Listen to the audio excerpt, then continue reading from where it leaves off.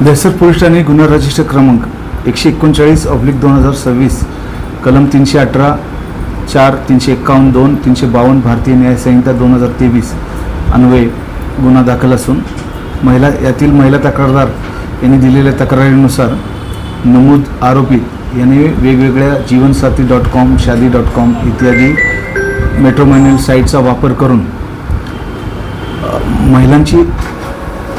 विविध महिलांची दिशाभूल केलेली आहे. बेसिकली ही जी महिला कंप्लेंट आहेत त्या जीवनसाथी.com वरून यांना संपर्कात आल्या. त्या आल्यानंतर त्यांनी समोरून जो आरोपी आहे विराज भोसले हा पुण्याचा आहे, यांनी त्याचा विश्वास संपादन केला. त्यांच्यासमोर त्यांना कास्टिंग डायरेक्टर आहे असल्याचं भासवलं.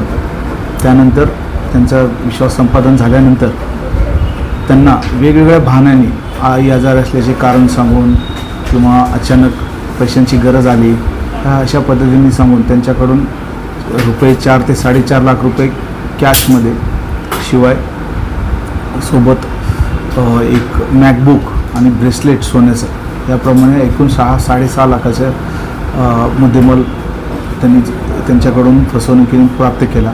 त्या व्यतिरिक्त या दरम्यान जेव्हा संपर्कात होत्या तर महिला तक्रारदारांच्या असं लक्षात आलं फेसबुकच्या ज्या काही पोस्टवरून की इतरही महिलांच्या तो संपर्कात आहे. त्यांनी त्यांचा संपर्क क्रमांक फेसबुकच्या जे प्रोफाईल्स आहेत त्यावरून त्यांना संपर्क साधून त्या महिलेनी त्यांच्याशी इतर महिलांना संपर्क केला. तर त्याही महिलांना अशाच पद्धतीने त्यांनी फसवणूक केल्याचं निष्पन्न झालं. त्यावरून त्या महिलेनी दहशत पोलीस स्टेशनमध्ये तक्रार दिली होती. त्यानंतर तिचं तांत्रिक साधनांद्वारे त्याचा हे करून त्या नमूद गुन्ह्यात विराज भोसले याला अटक करण्यात आलेली आहे. मेसेज हाच राहील की वेगवेगळ्या सायबर माध्यमातून सायबर तंत्रज्ञानाचा वापर करून लोकांना आर्थिक फसवणुकीचे हे प्रकार वाढीस लागलेले आहेत. त्यामध्ये प्रामुख्याने डिजिटल अरेस्ट, महिलांचे लग्नाच्या निमित्ताने ओळख करून फसवणूक करणे, OTP पाठवून फसवणूक करणे अशा पद्धतीचे सायबर गुन्ह्यामध्ये गेल्या काही दिवसात वाढ झालेली आहे. त्यामध्ये नागरिकांनी बेसिकली मिनिमम थोडी प्रिकॉशन घेऊन सायबर तंत्रज्ञानातले किंवा सायबर इंटरनेटमधून संपर्कात येणाऱ्या इसमावर डोळे झाकून विश्वास न करता जोपर्यंत फिजिकली त्याला व्हेरीफाय होत नाही, माहिती त्याची आपण मिळवत नाही, त्या अशा कुठल्याही भूलथापांना बळी पडू नये.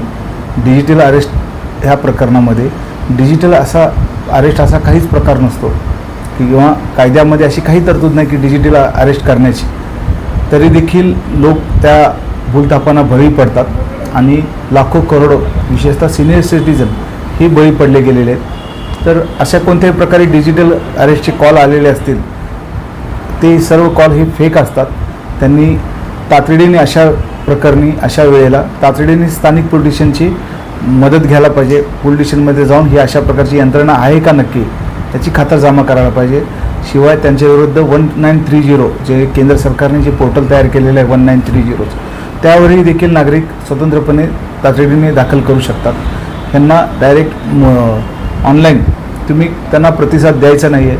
तुमच्या नजीकच्या पोलीस स्टेशनला तुम्ही संपर्क साधायचा आहे. याद्वारे आपण ह्या अशा प्रकारच्या फसवणुकीपासून आपण आपला बचाव करू शकतो.